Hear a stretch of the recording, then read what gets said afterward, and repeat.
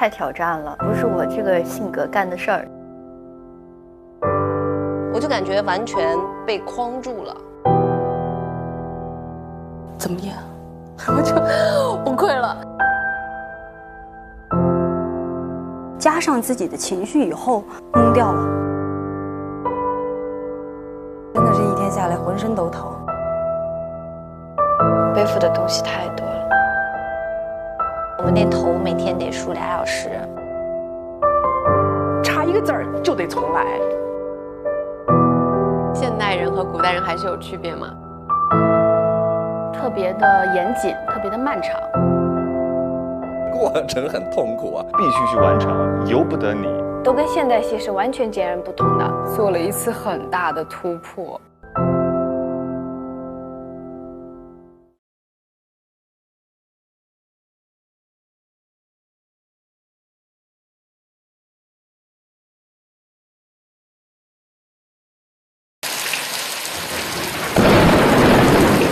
我觉得那场戏就是雨下的特别大，倒是真的啊。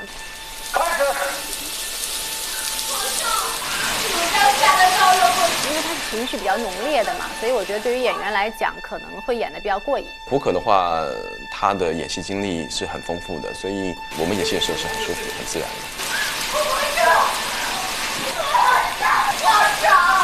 它是个斜坡上去嘛啊，汉白玉的那个，不停的磕，不停的磕，稍微往前了一点，不小心真的磕到了那个龙尾巴。就肿了一大块，然后当时我就在想，如果真的像苏丽云那样磕的话，我觉得这个地方肯定都血肉模糊了。预备，开始。那天是拍重场戏，到后期了，被折磨得像70多岁的老太太一样，四肢无力、精神崩溃的一个状态。我要打那个王禅，我从床上滚下来去打他，但是一个翻身下来，我就听那种嘎嘣一声。直接胳膊戳在那个脚踏上，左手捂着肚子，右手已经没有知觉了，疼到我就整个人是懵了、木了，不敢停，因为导演没有喊咔，手上劲儿就搭在上面，来回滚，来回滚。当时不是说演戏，我真疼得哭死去。导演说咔的时候，我说快来救救，谁来救救我？整个就动不了了，然后眼泪不停流。整个这个一块肿的巨大，你只能这样端着，不能使劲儿。到现在哈，我每天就是伸懒腰的时候，这块伸不直。那时候就有一场戏，好多人，现场那个因为房间小，然后架了灯架什么，我有个过话，没有注意到，我就直接把那个茶碗跪碎了，可能因为当时又很紧张又很慌，一点没觉得疼。我的腿有点不太好使，一撩裙子，然后迅姐还说：“你这怎么了？”我说：“啊，可能那个道具做的血。”我说：“你怎么可能？这场戏又没有人受伤。”哎，别跟我妈说，这个得烧这现在这还有一个特别大的疤。能，可以，没问题。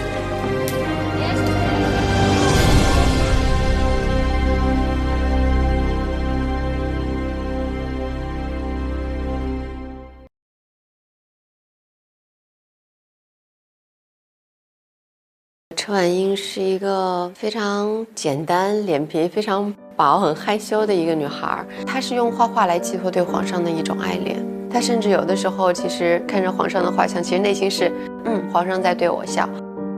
拍摄之前，我请了一个美术学院的工笔画老师，我还专门去学了一下。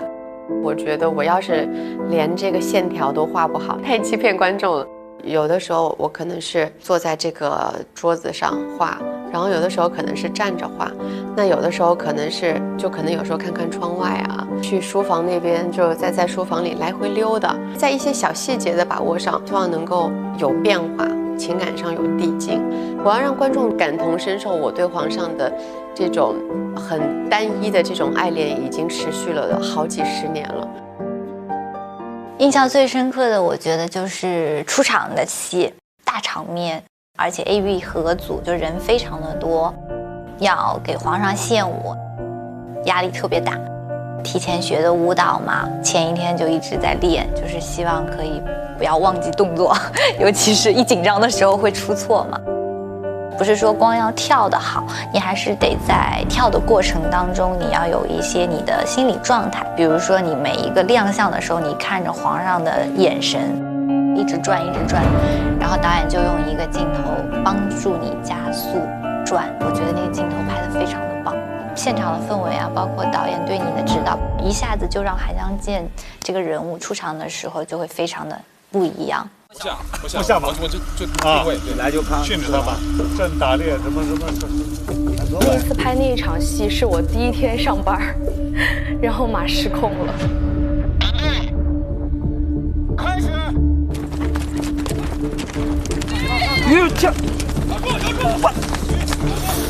上人了！马冲到了树林里边，然后那个树枝在我的耳朵这边划了一道口子，就在脸耳朵这边。去医院是缝了7针。其实骑马是很危险的，也希望尽量就是保证一个自己好的状态去骑马。但是我又很担心受伤，因为受了伤之后，我们后面这么多戏，我是没有办法应付的。因为马是很不可控的，即便你再会骑马，都不见得能够完全驾驭马。牵住，小心，小心。因为马是需要时间去相处，它不是说你一来就可以骑它。再会骑马的人都会有这种闪失。准备，来了，开始。先拍很多动作戏，所以我自己是有很多的这样的经验，我都会尽量保证安全的情况下，又能表现自己的戏。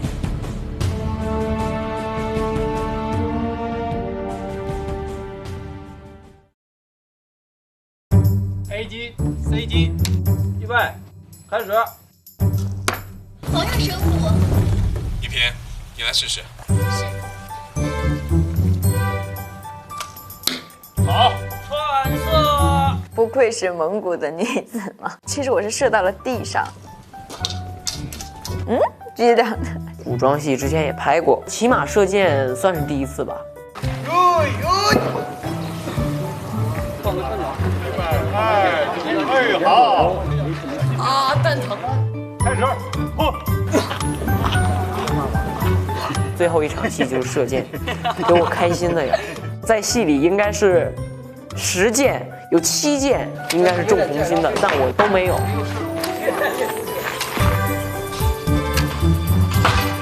2箭3刺。他不皇阿玛嘱咐咱们3兄弟进球随木兰秋瑾。但我有一箭真的射上了，然后在人家那后面还拍着呢，我就中红心了，好开心，我就没忍住，你知道吗？下停了。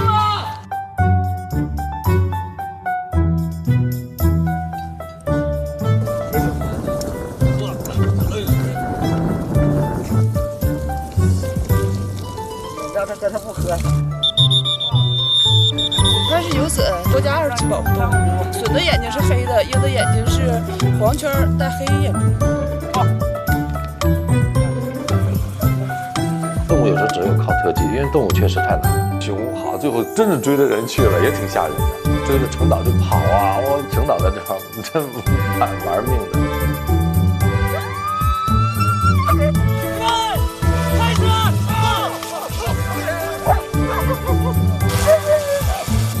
慈宁宫我有猫，名字叫灰灰，因为它是灰色的，然后它的一双眼睛就是特别厉害。记得霍建华当时还有说呢，哎呀，你看那只猫，它太会演戏了，很懂演戏的这只猫，特别逗。然后还有鹦鹉，给猫那个梳毛啊，喂鹦鹉啊，这是后宫生活的一部分吧。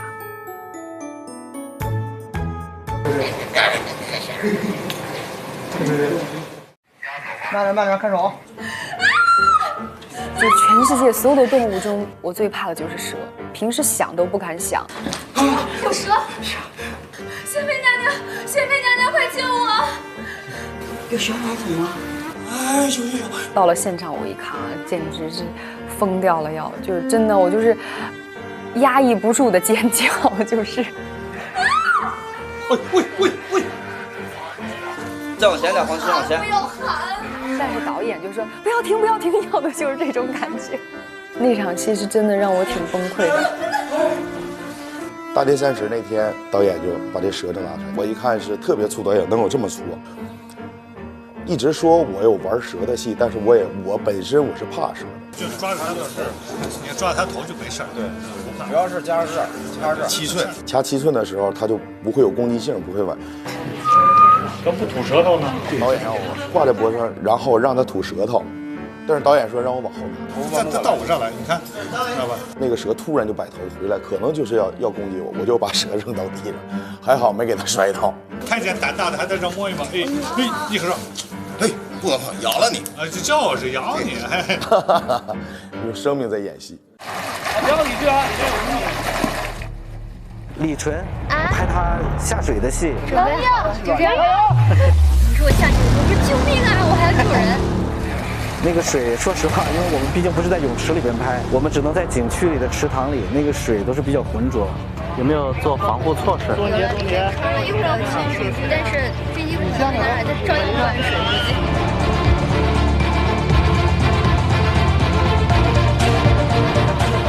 确实有点冷，就是别看这天气还挺暖和，但是水里面是冰凉的，就是那种生理反应，就是嘴在那儿抖，就是你不想抖都不行。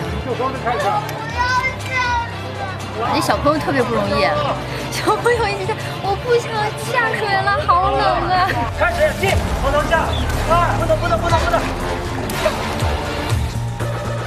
还好这水不是太深。但确实挺脏的。刚刚那个脚没有做防护嘛，那个脚上全是黑泥。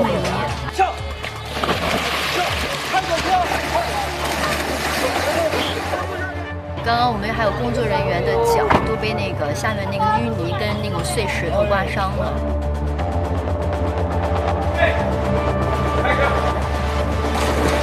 那天跳莲池。水就到我腰这儿，跳下去以后，那个黑泥就往上冒，人全黑了。他先下去的，我觉得这女孩太勇敢了。当时我一下去，我说导演这个不行，导演说你坚持5秒，因为那个是要自尽，我必须要把脸埋下去。把脸一埋下去，我就感觉我突然疯了。完了以后，我下去了，下去之后第一反应就是我那个脚一下就踩到那个泥里边。那个泥至少得有这么厚，那个水脏到一个极致。我跟三宝起来之后，那池子的水全黑了。喝水压一压。感谢这些所有的工作人员，我觉得他们为这个戏贡献了很多。那个时候，哎，真是苦不堪言。就那个印象太深刻了，太不容易了。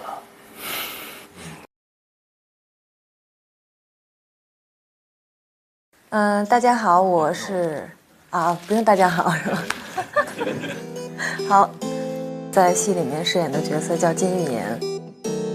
启祥宫的院子很有特点，它是一出门就有一个亭子，亭子里面可以坐在地上，你弹弹琴啊，喝酒呀。那场戏有一天皇上就来了，台词特别肉麻。我说的台词是皇上怎么来了？皇上说你在这儿什么扇子扇子啊什么的。我说都说轻罗小扇扑流萤，不知道臣妾能不能扑到你这个流萤呢？然后就特别的，皇上也是一个特别能自由发挥的人。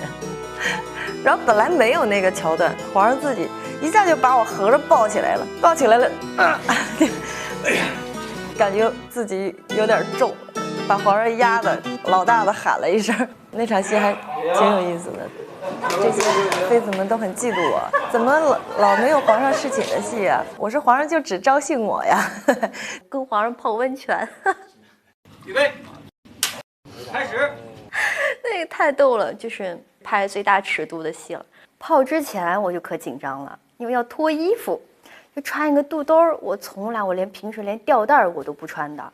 这部戏它的挑战性很大，但是它很大胆，勇于挑战自己。后面全是空的，唱着昆曲儿，然后走下水。我说皇上要搓澡吗？蒸死我了，那个蒸的脸都红了，好热。我以为会很冷，皇上已经快上不来气儿了，在下面泡的。华哥是很好合作的，我印象很深，是我作为御前宫女之后，然后到他的身边，然后他封我为妃那场戏。就天气又很热，完了手上的行动又很多，要磨墨，然后点心什么的，完了跟皇上又有一些亲密的戏，就是他抱着我坐在他的身上嘛。但导演喊咔的时候，我会很想笑，因为我坐在华哥的身上就坐不稳的，我是一直控着劲儿坐在那儿的，我很怕我太重了把他压到了。其实皇上没有那么轻松的打，传宗接代那是他的工作，那是他的任务。这在皇宫里，这是皇上最爱吃的老北京鸡肉卷。剧本里面的亲密其实也都是点到为止的。床戏呢，就是拍起来特别的麻烦。皇上龙床在中间，然后爬到皇上身边，然后去侍寝啊什么的。导演的拍摄方法都是点到为止的，其实尺度并没有那么大。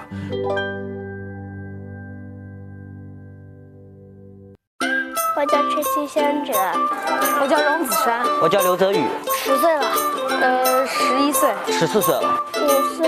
演的是永成、永琪。这个永章的少年阶段，永荣还好，开心。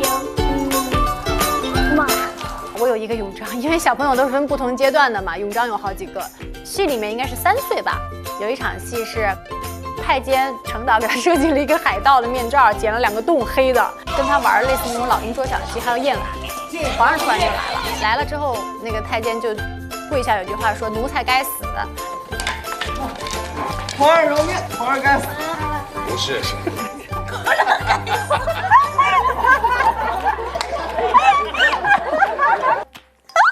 哎，我们所有人都笑到不行。怎么演？哎，这帮人。紧跟着我儿子又来了个钟馗功。师弟，你看那中间是什么字啊？翠。这次的我觉得小孩都特别好，太小了，有时候才4岁啊、3岁啊这些的。额娘不是说儿子不必事事都要听皇阿玛的吗？不错。长得像小马云的这个啊，他们太好玩了。你就是坏女人，你害死了皇额娘！闭嘴！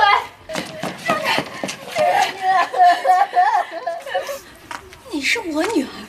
刚才谁说话了？谁说话你就看谁，别的地方不能看，明白了吗？然后他说完是他说，我就看着他。对。给本宫打击个不知天高地厚的女人。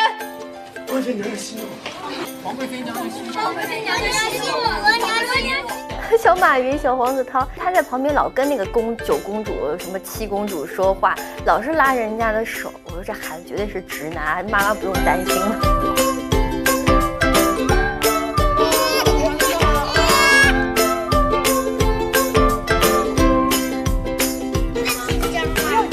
我要开始办事了。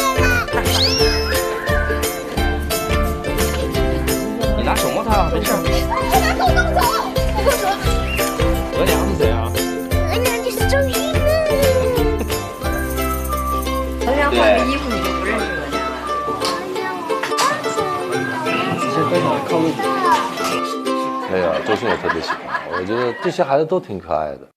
先皇驾崩，大场面，好几百人，穿的都是校服，白白的一片，很漂亮。很多的皇子、皇孙，还有以及一些小格格，就有一个小男孩哭得很凶，哭得特别好，你知道吗？然后拍完我就说：“阿哥，你在干嘛？你为什么哭啊？这个衣服一穿起来，我就觉得想哭。”另外一个小女孩更可爱，等她把那个白色的衣服穿上去，哇，就开始哭得好伤心，你知道吗？那么伤心呢？衣服太丑，衣服太丑，他哭得那么伤心呢？是个不错的小演员，对吧？那个样子真的很可爱。不想妈妈。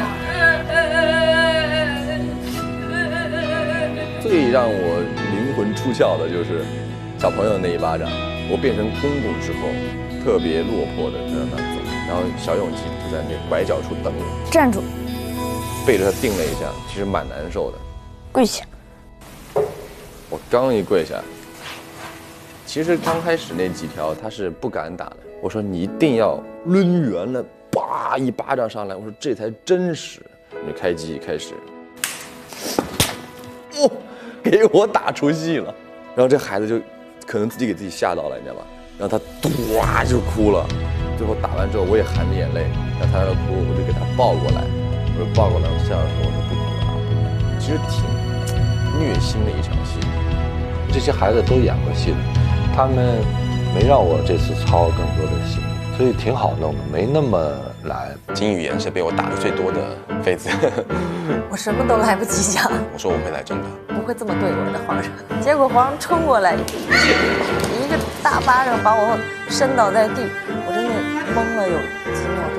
如今有没有帮我娘娘算？其实说实话，并没有那么疼。打巴掌，还有踢他、踹他。发脾气的戏演得好好呀，一下子就很有皇上的那种尊严。你这个贱人，你这个贱人！皇上打人的时候，他知道自己的方法，只不过是比你预想会突然一点。没有任何怨言，他很敬业，我很佩服他。包括打周迅，我们又是好朋友，我也不好意思打他，但是没办法，我们要工作。我说我会来真的，他说好，你来吧，就来吧。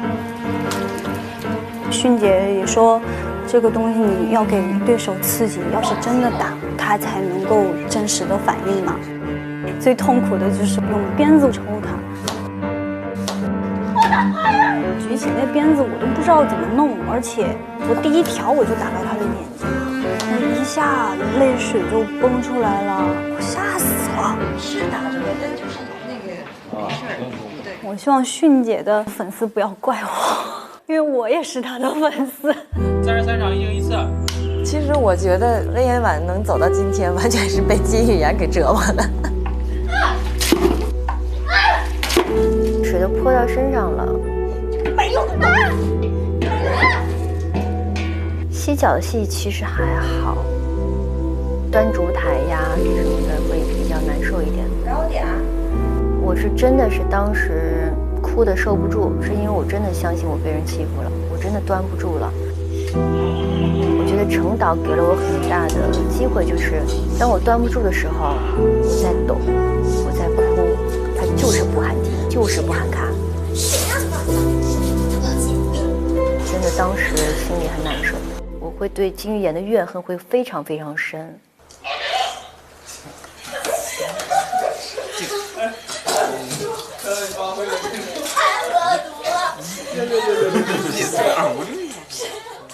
阿若在戏里呢，就是受的皮肉之苦真的太多了，都挺辛苦的。但是我觉得对身体和这种体力的考验，我觉得不是考验。衣服好重啊！开始。很微妙的一些情绪啊，比较大激情、撕心裂肺的这些东西，我觉得就是演完我特别的心累。然后我记得印象很深刻的一场戏，我几乎是要把我屋里所有的这些东西都砸掉。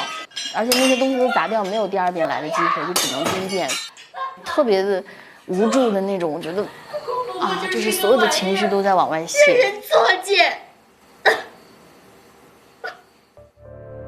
我是把孩子抱过来，特别对这一段很难受的，因为一想到那个孩子，就是一睁眼他就不见了。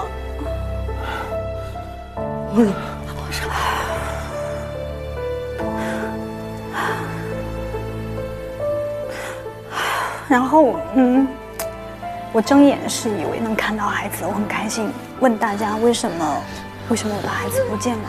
没有人回答，也没有人敢回答。他们都来自成全不了去成全自己的孩子。其实那个镜头没有带到迅姐，但迅姐就一直在那儿哭。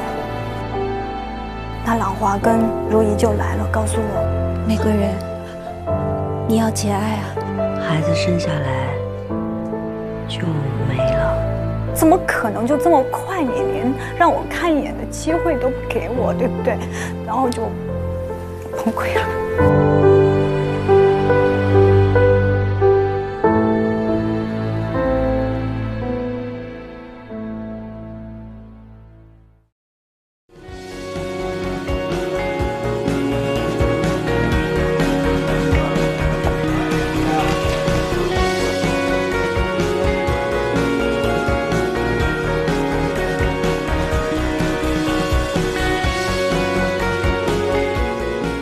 在这种欢愉的状态下搞创作，打怪升级了，我更强大了。简单的快乐对我来讲比较没有烦恼，我觉得一定要珍惜现在的生活。感谢给我这一个机会，感谢对我的信任，挺感恩的吧，能参与到这么大的一个剧组当中。我觉得我在这部剧中，我自身的成长非常的大，哪怕经历一些风雨，最终一定能够修成正果啊！凡是没尝试过的，都应该去尝试。结局或许重要，或许不重要，要有一个精彩的过程。有甜蜜，有意见分歧，有欢笑，有泪水，其实挺享受在这个里面。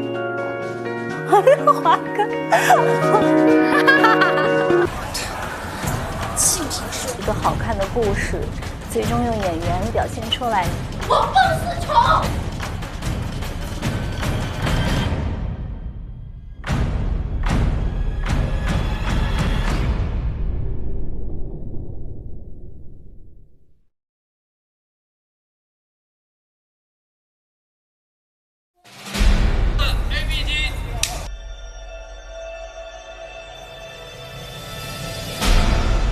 从里边先拍，好吧？好，哎，他不是走过来了吗？或者你在这儿拍着也行啊。对，在这儿不在就关系，待会儿我们再拍就带关系了，对吧？对。开，1、2、3。好。拍《狼华落水》是最冷的一天。老村长酒，喝点酒可能会稍微暖和一点啊。我们当时都觉得，姐肯定是要用替身的。结果没想到他就自己上了。中国演员，我也是北方人性格，我觉得就别磨叽了，让我拍就拍吧。但当时是凌晨3点钟，一直拍到了凌晨5点半。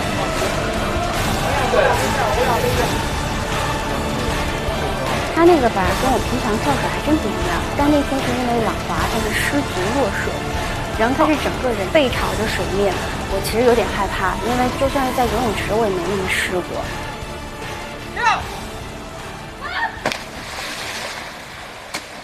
非常非常后怕，因为衣服也特别重，而且在水里面，你的那种力气是反的。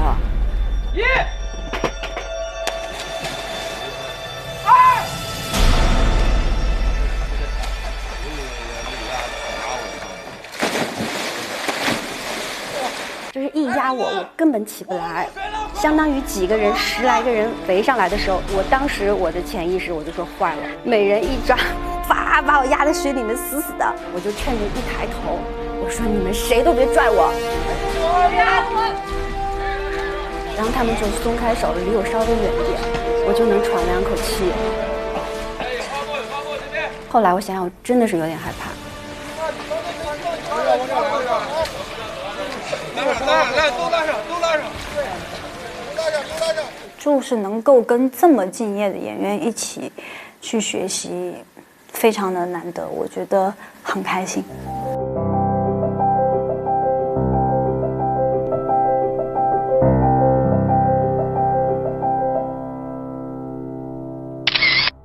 这次饰演的是富察氏郎华，然后是皇后。已经耗尽了心血。朗华不能说是一个反派，因为我觉得她是一个被家族、被命运推动的无可奈何的一个女子。就她一直在平衡很多的关系，她是一个非常非常累的一个人。若是嫁去蒙古联姻，便是对皇额娘和富察氏一族最大的扶持。她的谥号是孝贤嘛。这对于一个女子来说，一个皇后来说是非常至高的称呼，是一个至高的谥号。历史上，朗华也是一个很勤俭的一个皇后。本宫以身作则，效法祖宗旧例。从今日起，不再用江南进贡来的昂贵衣料，不佩戴贵重首饰。平日里用的胭脂水粉和冬日里的炭火也要减半补番。便是协芳殿伺候阿哥、公主的奴才们。也要减半。他不坏，他只是为了保住自己的地位，还有为自己的儿子考虑。奶奶小心，去协芳殿狠狠讲那帮奴才的嘴，连大阿哥都照顾不好，惹出这样的事端。董洁的感觉给我是稳，他就是把人物的那种在当时情境下唯一能做的选择的那种无奈感、纠结感，全部会演绎出来。皇上，幼奴的还小，从来没有离开过人间，人间要去陪我走。叫小姐姐。小姐姐是一个，真的是一个特别好的演员，也是一个特别好的妈妈。永莲的年纪是非常接近于我生活里面孩子的一个年纪，所以说我跟他相处的时候，我有的时候会借鉴，就是说我跟我孩子的一个相处方式。比如说，我罚永莲去到门口受风去罚站，手已经被风吹得很凉很凉了，我就赶紧给他捂捂手，贴贴我的脸。就是这一部分，我想让观众知道说，朗华在眼里，她是永莲的母亲。这孩子对于她来讲太重要了。董洁也是永远在认真的把握这个台词，每一个字儿她都斟酌得很严谨。但他这样哭着进来，我说那句话就有点词不达意。他给大众的感觉就是那种很端庄啊，很安静啊，但是其实他还挺有意思的，挺调皮的那种。预备，开始。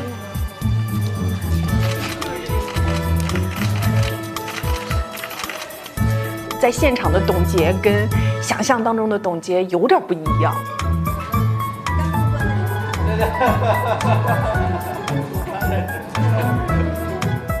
就是会让你感觉很舒服的那一个人，不怎么发脾气的那样一个很温和的一个人。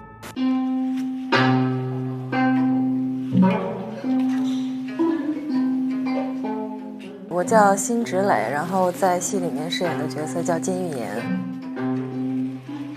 本来我是对这种反派人物是心存顾虑的，反倒是最后的时候我爱上了这个人。金玉妍这个角色，辛芷蕾，我觉得也是非常抢眼的。她前期的演绎其实是非常艳丽、非常飞扬跋扈的。爸阿哥出生那晚，你怎么没把皇上请来？这个没用！金玉妍其实是个非常有心机，而且比较强势的女人。那就看看这宫里有几个人瞧得起你。我觉得金玉妍是一个表面挺厉害的那样一个人，但是她心里头非常脆弱。你是骗我的，对不对？你回来！她觉得这一生都是被最爱的男人欺骗了。我要身份，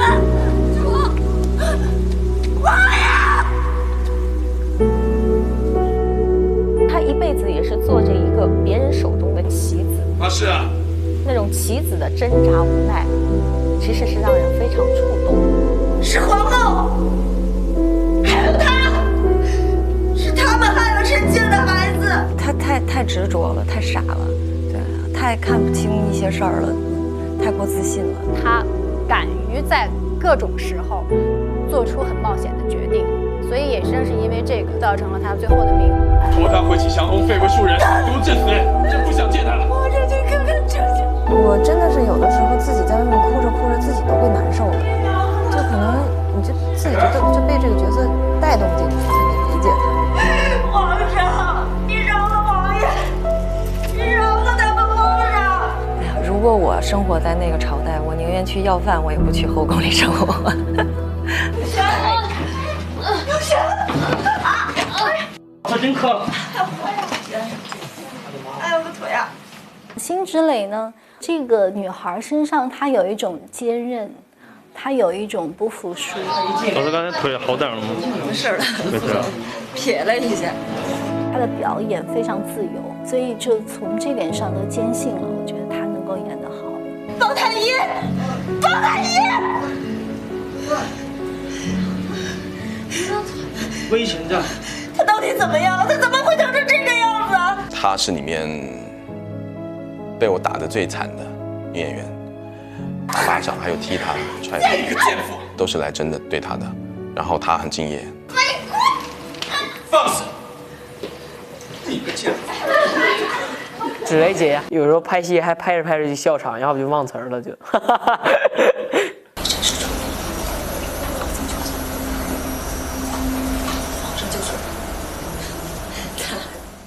荧幕下觉得一个好人，大好人，非常这个友善，非常亲近，然后我们在一块儿，但一到戏里就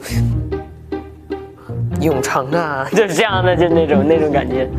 永成，既然皇上交代你做事，你好好做点事，也别忘了顺便提携我啊。那天有一个他收拾夜晚，但不是有一段夜晚去他宫里面去当那个宫女嘛，他老收拾人家，让他那个捧着一个五毒饼，让他捧着，让他捧着，而且他还说了好几遍，啊，笑得我都不行了。本宫喜欢闻香的时候，他便是捧着香闻香的；本宫喜欢读书的时候，便是举着蜡烛的状态。其实生活里不是那样的，生活里还挺安静的。他的性格也特别好，就特别爽朗。好了，刚才已经充沛了啊！好了，每天都在现场相爱相杀，对，就我们互相贬低。好的，导演会说我们两个脸大，所以经常我们两个就互相说你胖啊，或者是他就说你看你都胖成啥样了，然后我就说你看你脸都出化了。有点任性，偏偏宠我一点，就是特别美啊，后宫第一美啊，这种还挺像的。跟他关系不行，经常打的，没有，我们俩经常在一块开玩笑，对，挺好的。那他有什么可议论的？长那样，瞎对，说什么呀？对，一开始因为我们俩那个就是拍戏，因为我们俩不太熟，所以拍一些要对视、要狠的戏还可以。等到后来熟了以后，就两人看着都不行了。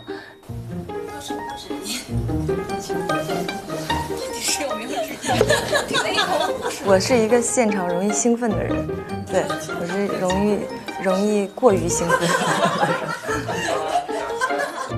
好过了大家好，我是童瑶。我这次在《如懿传》里面饰演的是高羲月。开始。可皇上岂有皇后娘娘的弟弟？臣妾就一个阿玛为您办事，他们还要啰嗦。他太没有心计了，属于那种心智很简单，头脑也很简单。太后不是很讨厌乌拉那拉氏吗？怎么这么轻就把他给放了？这未免也太……戏里就会比较自私一点吧。他不到本宫这儿来，还能去哪儿呢？怎么着？让他住延禧宫啊？我每次印象中最深就是每一次有他戏都是，我就站起来就指对方，跟我说什么，然后就这样。毒妇，你竟敢污蔑本宫！他是一个特别直接的人，他不会是掖着藏着背后摆刀。来人，掌嘴！贵妃娘娘饶命！贵妃娘娘饶命！我俩角色里面都是狼狈为奸的那种。没有良心的东西，没有良心的东西，你的良心被狗吃了吗？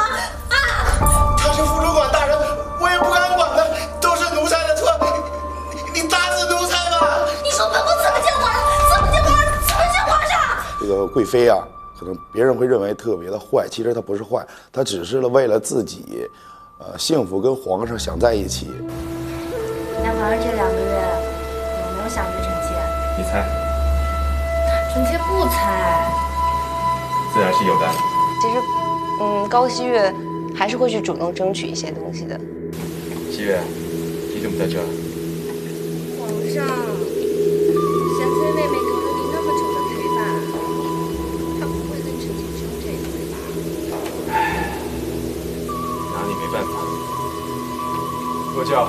他每天都是在想怎么能得到皇上的心呢？哪怕多看一眼，多一些宠爱。在这个过程中，他其实是很痛苦的。皇上昨天明明翻的是我的牌子，进士房的人都准备来接我了，可是皇上突然改了主意，去了嘉贵人那里。皇上以前从来就没有这样对我。在深宫中的女子那种孤独凄惨，跟他作伴的只有我的孔雀，还有我的琵琶。童瑶是一个非常认真的演员，她是非常棒的，然后她也很用功。他一定要去找大阿哥，因为他之前派贤妃进族，就是为了要把大阿哥夺到。我觉得高希月跟我比较贴近的地方，他们是觉得我生活中比较乐观跟神经大条。念家，特地出个飞眼。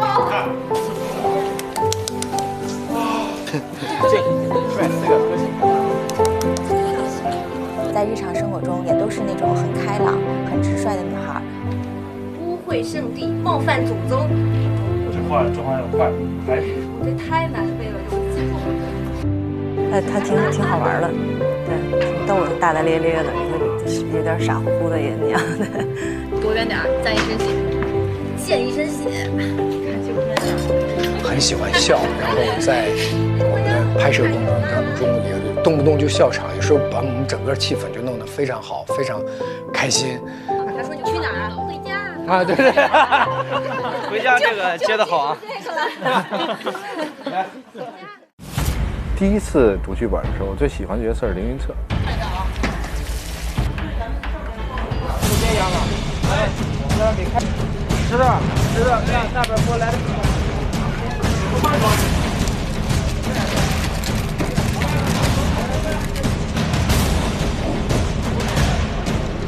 进门到了这儿就可以切了，对，再切它里边就进来了啊。来一个，先手，高本。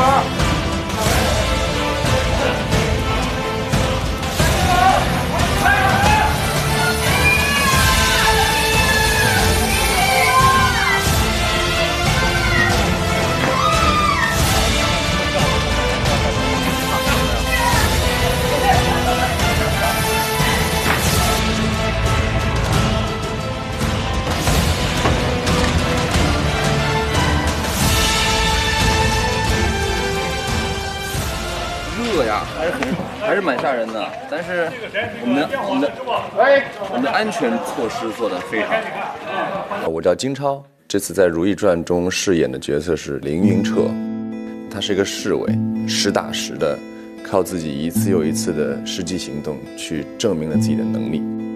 他其实最初的理想目标就是能够跟燕婉长相厮守。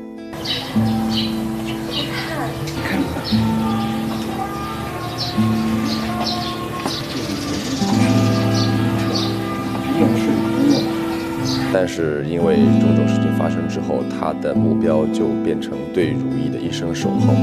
虽然说最后结果是死亡，但是我觉得还是值得的。我觉得这是凌云彻做出了他最正确的选择。其实这也可以认为是一种真爱，不枉此生。贵人今世性行温良。端庄淑瑞，现实生活中的凌云彻和剧中的凌云彻是完全相反的。你拿着你的那个扫把，你别拿那个没气场。不，那个东西拿那个没气场。你怎么能哪个神仙不拿那个？其实生活中金超反倒很像一个小孩子哈，蛮开心的那种。如懿，按我的心意，赶快写定。还我爷爷。我知道他要演凌云彻的时候，我就笑了。我觉得我俩肯定会笑场。这远走高飞了。他非常幽默啊，有时候他在世，我觉得大家会很快乐。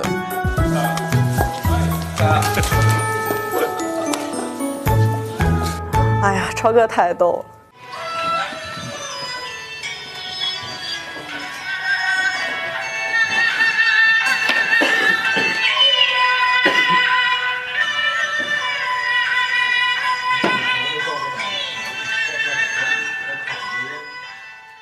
这是你新学的曲儿？是长生殿小宴一折，睡云堂鸳鸯战也。在《如懿传》当中，我饰演的角色叫魏燕婉，她是一个在后宫中文很准，能抓住皇上心的一个人。奴婢自进宫以来，一切都是皇上的，奴婢愿侍奉皇上左右。为了自己的目的和目标不惜一切代价的一个女人，她是从宫女一直爬到了皇贵妃。你说受了多少委屈才《如懿传》，她是一个最大的反派，她干的那些事简直就是反我三观啊！任何人都想做鬼人不会放过你。你得做个有本事的鬼才行。燕婉是一个很腹黑的坏女人。今日的皇后与当年的孝贤皇后相比，根本不值得一提。我觉得已经坏透了，我以后再也不敢演坏人了。皇贵妃意图勾引凌云彻生子夺宠，幸好凌云彻坚决不肯，这才罢休。你贱妇！混乱皇家血脉的念头你都敢动？最唯一有爱的一个空间只有凌云彻了。准备，开始。微臣不便久留，先行告退。念旧情，还是因为是他最终还是回归到凌云彻嘛，一直可能是他这辈子最忘不了、最无法释怀的一个人。准备，开始。凌彻哥哥，这不是你一直想要的吗？李贵人，但是看到最后一集的时候，我为他流泪了。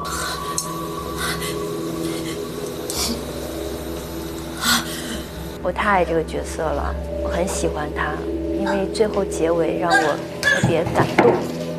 我觉得他是内心是有柔软的地方，尽管他做尽了坏事。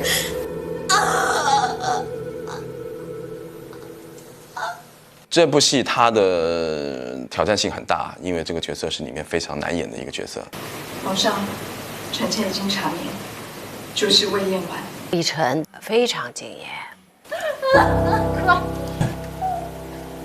挺厉害的，一下子把头磕在地上，继续演的。这一点让我觉得年轻演员表现的还真是挺敬业的，很能吃苦的。我想把他演到极致，做一个好演员。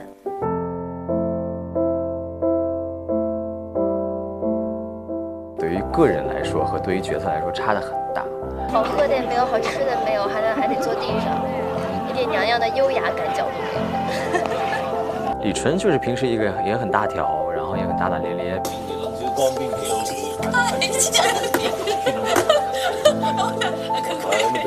李纯其实生活当中是个特别可爱的小姑娘。加油加油加油！虽然他总演一些那样的角色，但他戏里真的很好，是个暖心的大姐姐。谢谢大家。好，我们给献个花，献花献福啊，来快！谢谢导演，给你的。谢谢。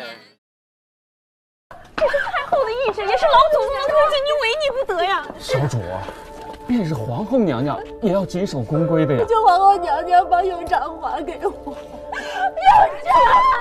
我这次在《如懿传》这部电视剧里面饰演的是苏绿云。皇上的眼里根本没有永璋。她是一个性格比较温和，甚至有点胆小怕事的这么一个女人。皇后娘娘醒来之后找我们的麻烦怎么办？要不我先跪着去请罪。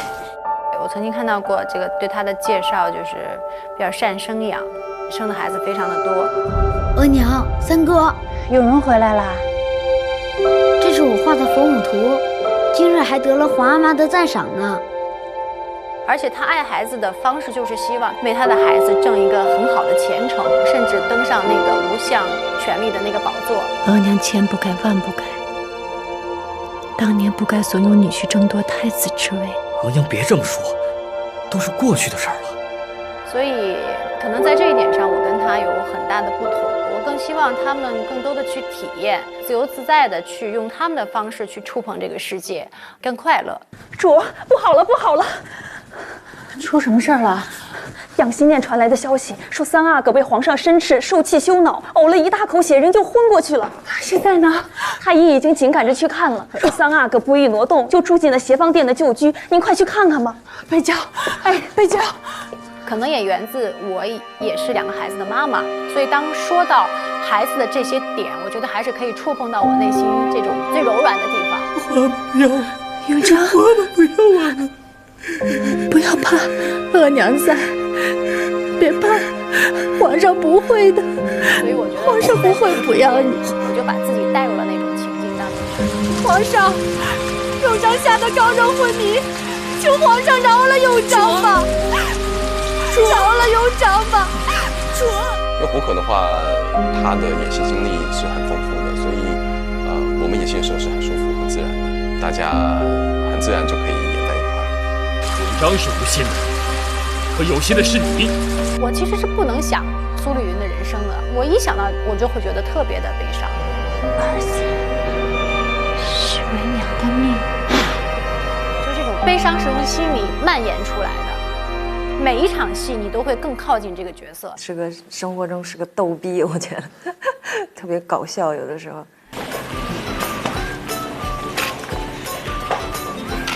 气场非常合的，然后属性都是比较类似的女演员吧。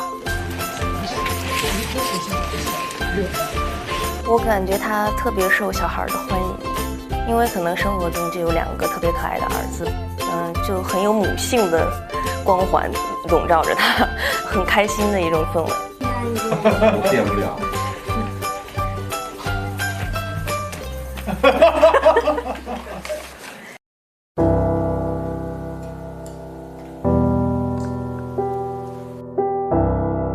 开始。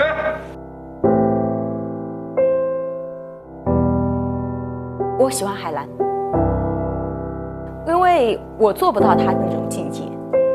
她对男女之情是看得非常的通透。皇上万安。来，陪朕说说话。是。她不像就是其他的女人，可能对皇上是很爱的，她对皇上也没有太深的感情。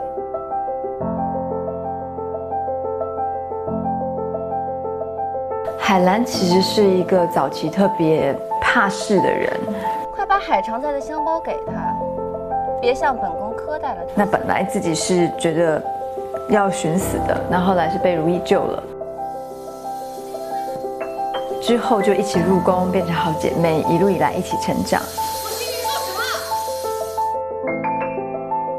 但他是自己本来很软弱的，但他为了如懿，他可以坚强起来。皇上，这个贱婢，明明就是你们洁身不得力，还敢在这里妄言犯上，公绝对饶不了你。很多人都说，哎，你这角色很好，就是笑到最后的人，留到最后的。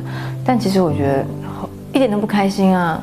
如懿死了，永琪也死了，所以我觉得是非常孤独的，而且那种空着的痛是，我想到都觉得很难受。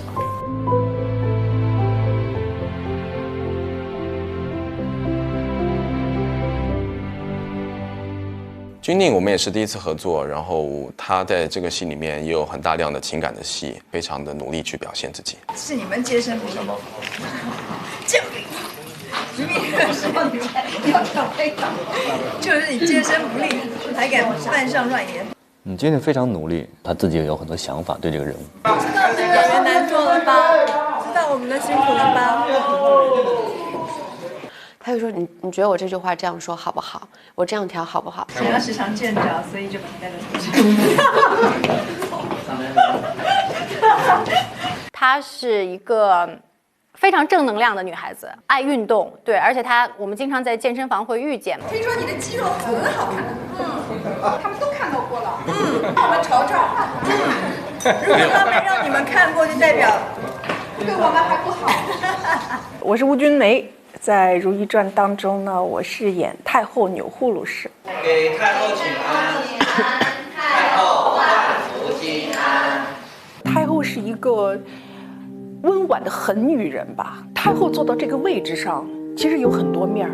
她是一国之太后，同时她又是一个母亲。大清开国100年，难道还要去学关外那些未开化时候的遗俗？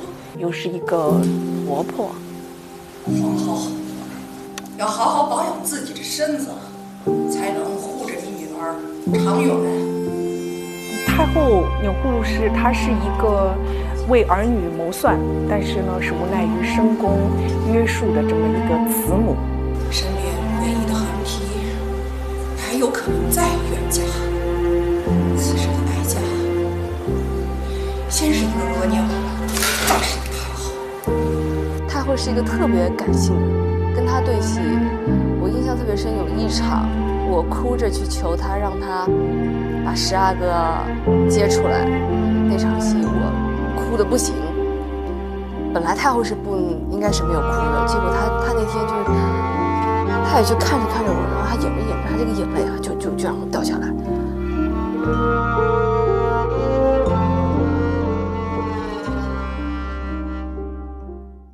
我刚开始看他演戏，哇，我就是觉得好厉害，就是台词的节奏跟我们真的是不同的。你冲进去一顿乱打，你的见识、心胸，难不成就这么点儿？那非常认真，创作起来非常认真。站走了之后，人家不知道我要对你怎么说。他认为这样演可能不太好，然后他再换一个方式。帮他们弄发型的时候，他们都会低着头，永远在看剧本。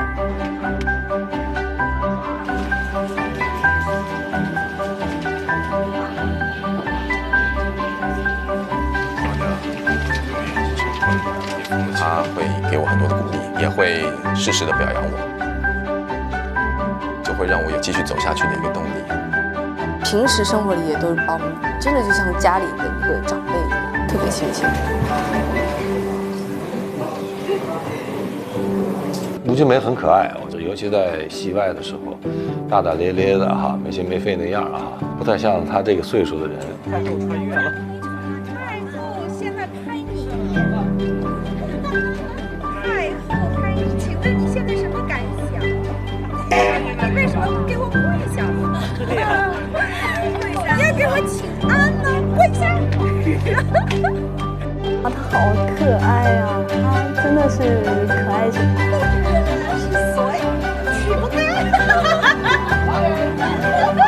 思想啊、性格啊，其实跟我们90后感觉就是可以打成一片那一种。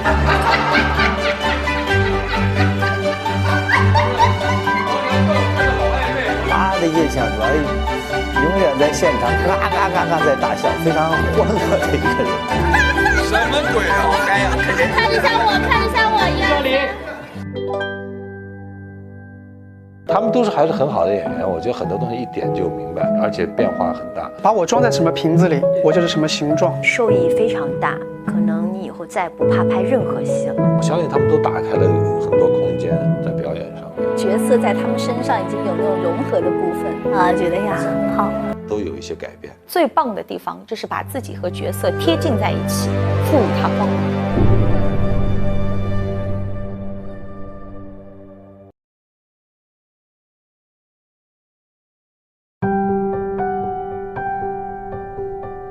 《如懿传》就是生命里面你好像一定要去碰到、一定要去做的一件事儿。因为空白，所以无迹可寻，所以相对比较自由。他会把自己整个人、整个身心贴近这个角色去演绎、去加强，听一些故事，对，然后再根据自己的想象，然后又去了趟故宫啊，然后穿上他的鞋子。然后戴上他的指套，就是各种方面都去了解。去那个做指甲的地方，把它做长，就把它真的留到这么长。把自己的那个指甲磨得还留下一层薄薄的粘上去的。就是你每天早上粘是吧？哇，每天早上粘。自己的那个对呀，粘在我的指甲上，又不是粘在肉上。哎呦。刚开始的时候，我只是戴指套，一直戴着这个东西。我说你不至于说一直戴着这个。他说，哎，这是下意识。是现代人戴那个护甲肯定是不方便了。看他吃酸奶是这样吃的，我说那姐你平时洗脸啊？他说就这样洗啊，就是翘2个手就这样洗。我知道他是为了要去创作。他说，如果说没有平时一段时间的习惯，他说会戳到自己的。穿鞋子，因为那个走路还是要很那个驾轻就熟的，所以就要提前去熟悉他那个鞋子。筹备的时候，我们要鞋子和护甲拿回去就是天天练。现在到现场，盆底鞋站得很稳的，包括跑啊。我是要学习各个方面的生活，也都是想象，因为大家也很少会看到那个时候的人到底他们真的是如何在宫里面过日子的，就做这些准备。我觉得最主要的还是人物的情感生命过程。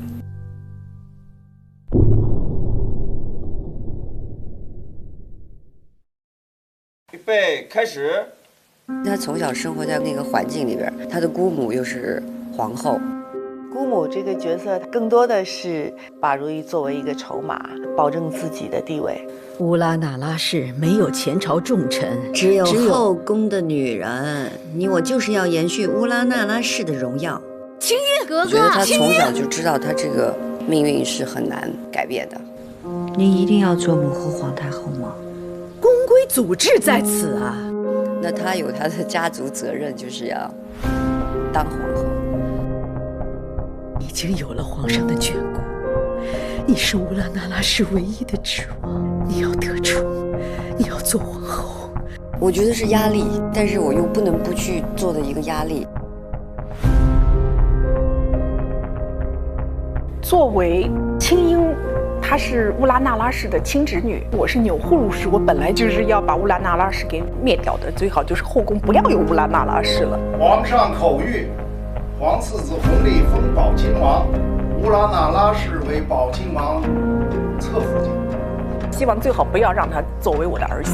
我好不容易干掉你姑母，你的乌拉那拉氏皇后，又来一个，对我来说是最好是不要有这种可能性。从上一代的越好，其实我没办法解的。但是儿子最后还是要了他，一个是我爱的人，一个是他的母亲。如懿知道一定要和太后好好相处，从一开始的不接受，到慢慢的看到她身上的一些不同于其他女人的一些品质。在这个过程当中，其实太后才发现如懿真的不是要当皇后啊，就是她是真的是因为爱这个男人。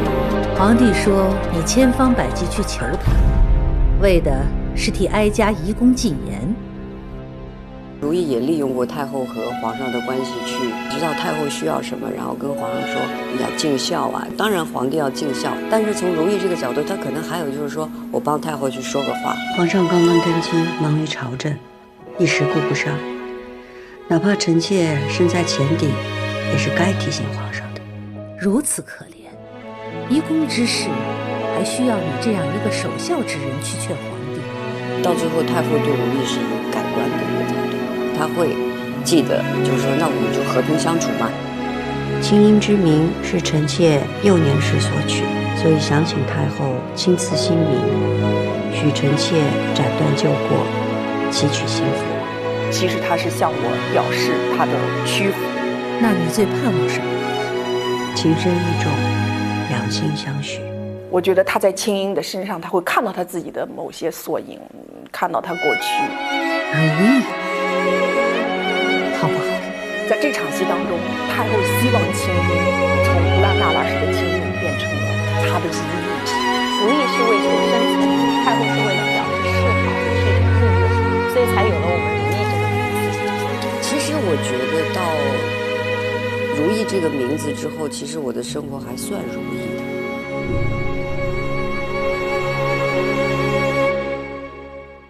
开始。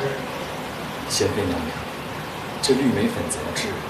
那可是皇上亲自验的。挺少影视剧可以把这种两个人关系写到这么的紧密，这么的跌宕起伏，挺真爱的两个人，他们也其实是青梅竹马。他是一个非常天真烂漫，从小骄纵长大的哥哥。你是倔脾气，从今以后你什么都不用怕，有我在。你放心。这3个字对于如懿来讲，就是这个男人给她的所有的，就是不要怕，不要怕，是一种极度的安全感。当他说这些话，就算我有一点怀疑，但是我爱你的时候，我还是相信。他是坚持对感情的美好，尤其是夫妻之间的信任和尊重。一生一次，心应意动，他的生命最核心的一个点。这个意思极好。一次心，一次心一动。臣妾以为是一生一次心一动。这个解释好啊，真喜欢。是一个敢爱敢恨的人。人，因为他很聪明，其实他完全可以脱离这个是非中心。对如意本身来讲，我觉得他是很清楚，他不想要去那个地方的，因为他从小在家里，他很明白这些斗争啊，这些东西。但是因为爱，他还是把自己卷进去了。你心里有黄历对吧？难道不想跟他生同寝，死同穴吗？你只有成了他的皇后，才能跟他生死不离。